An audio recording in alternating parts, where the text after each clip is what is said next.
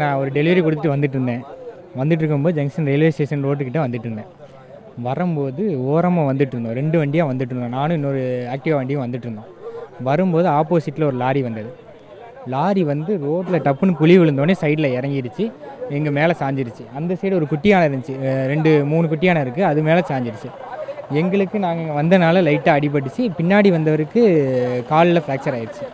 எனக்கு ஒரு சைடு ஃபுல்லாக அடிபட்டுச்சு. நான் வண்டியிலே மாட்டிக்கிட்டேன். இன்னொரு அண்ணன் வந்து வெளியே எடுத்து விட்டாங்க.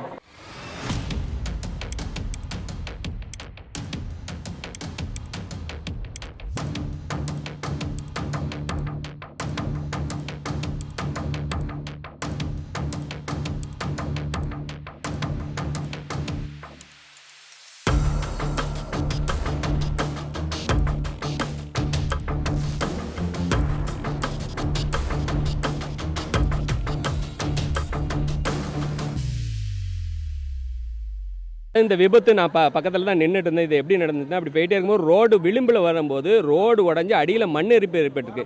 இந்த மண்ணெரிப்பு ஏன் ஏற்பட்டுன்னா, சாக்கடைகள் மூடப்பட்டு சாக்கடைகள் தூர்வாரப்படுறதுனால மழைநீர் ரோட்டில் இருக்குது. ரோட்டில் உள்ள அந்த மண்ணெல்லாம் அரிச்சு போனதுனால தான் இந்த இது நடக்குது. இது தொடர்ச்சியாக நடக்க தான் போகுது. ஏன்னா இந்த சாக்கடை யாரும் தூர்வார மாட்டாங்க மாநகராட்சி அதிகாரிகள். பிறகு எப்படி நடக்கும்? இது ரோட்டுக்கு வரப்போது ரோடுகளில் நிறைய விபத்து வரும். புது ரோடுகள் போட்டுக்கிட்டே இருக்கணும். இதுதான் நடக்குது. மக்கள் வரிப்பணம் வேஸ்ட் ஆகுதே தவிர எந்த ஆக்கப்பூர்வமான நடவடிக்கை மாநகராட்சியோ மாவட்ட நிர்வாகமோ எடுக்கலைங்கிறது தான் இது சத்தியமான உண்மை. செய்திகளை உடனுக்குடனும் துல்லியமாகவும் தெரிந்து கொள்ள சப்ஸ்கிரைப் பண்ணுங்க.